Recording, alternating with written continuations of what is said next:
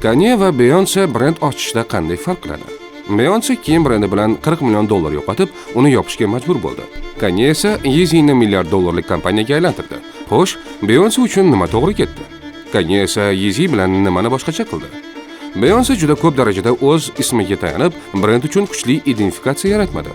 Uning brendi uchun hech qanday kuchli kreativ ishlanmalar qilinmadi. Kanye esa mahsulot va marketingga katta e'tibor qaratdi. Masalan, faqatgina 30 soniyalik reklama, hatto Super Bowlga qo'yilmagan bo'lsa ham, unga $19 million daromad keltirdi. Uning virusga aylangan Yeezy poyabzali esa butun dunyo bo'ylab tonnalab sharhlarga sabab bo'ldi. Beyoncé auditoriyasi bilan chuqur hissiy aloqa o'rnata olmadi. Kanye esa hatto cancel bo'lishi xavfi tug'ilganda ham bu holatni yirik PR harakatga aylantirdi. Dunyo bo'ylab odamlar uning Adidas bilan mojarosini va jamoatchilik oldidagi keskin fikrlarini kuzatishdi. Bu esa uni chidab bo'lmas ijodkor sifatida yanada mustahkamladi. Ivy Park brendi auditoriyani o'ziga jalb qiladigan kuchli assotsiatsiya va tarixga ega emas edi. Yeezy esa oddiy poyabzal emas. U mustaqillik, tizimga qarshi norozilik, o'z qarashiga ishonch ramzi hisoblanadi.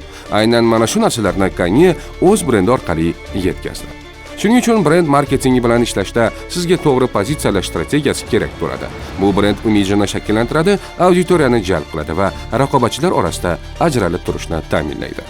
Kommunikatsion ishlar kompaniyaning turli kanallarda qanday ma'nolarni yetkazishni aniqlash, kreativ yo'nalish, raqobatchilardan ajralib turish usullarini ishlab chiqish, raqamli marketing, onlayn targ'ibot vositalaridan natija olish uchun foydalanish.